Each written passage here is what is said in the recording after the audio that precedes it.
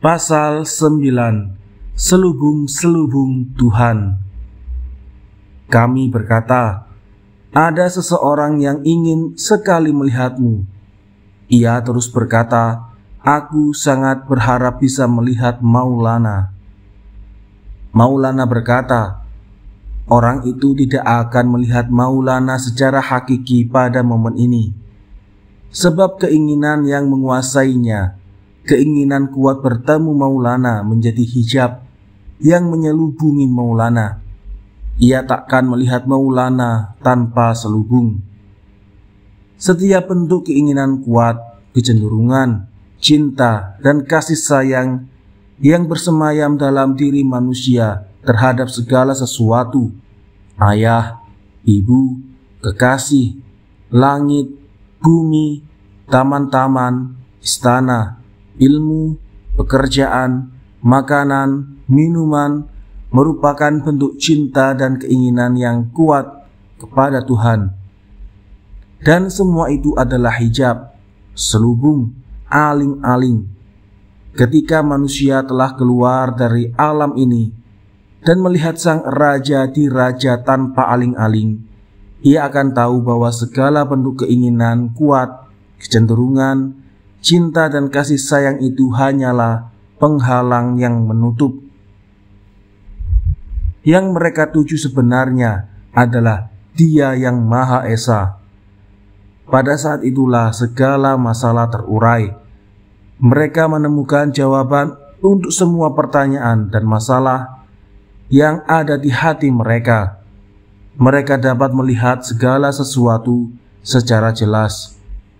Jawaban Allah untuk setiap masalah tidak diberikan satu persatu sesuai masalahnya, tetapi satu jawaban cukup menjawab semua pertanyaan dan mengurai semua masalah.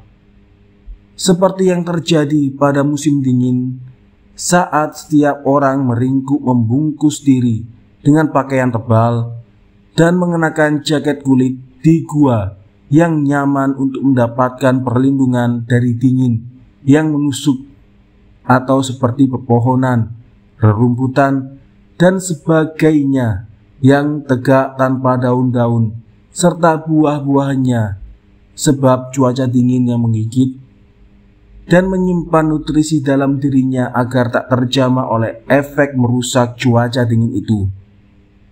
Pada musim semi, semua pertanyaan akan terjawab, dan dengan sekali manifestasi, semua persoalan, kemunculan kembali, awal pertumbuhan dan kematian terurai sekaligus. Penyebab-penyebab sekunder ini akan lenyap. Mereka akan mengangkat kepala dan mengetahui penyebab terjadinya kesengsaraan tersebut. Tuhan menciptakan hijab-hijab itu untuk tujuan baik.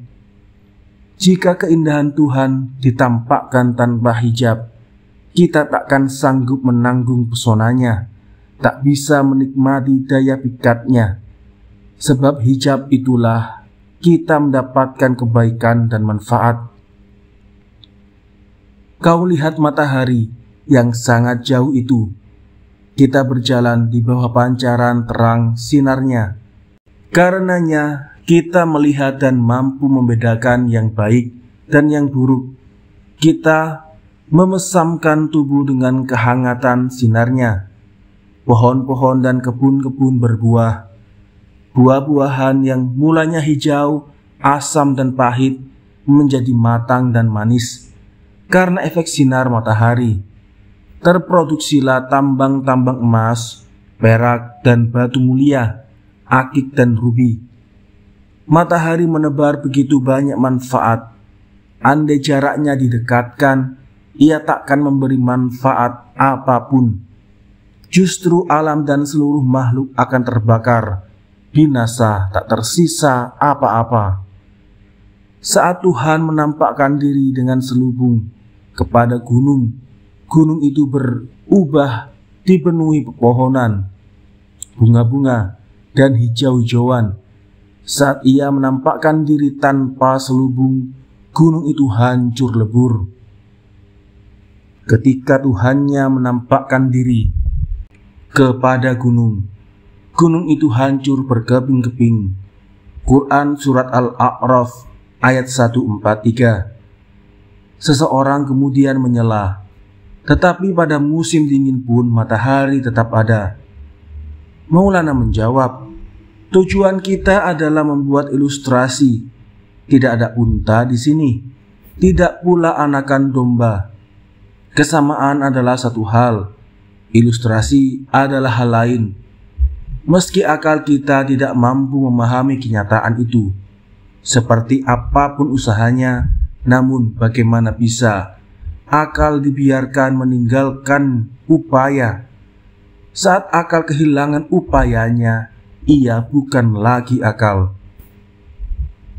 Akal adalah entitas yang senantiasa bergerak, tak pernah diam, siang dan malam untuk berpikir keras dan bersungguh-sungguh memahami Tuhan secara menyeluruh.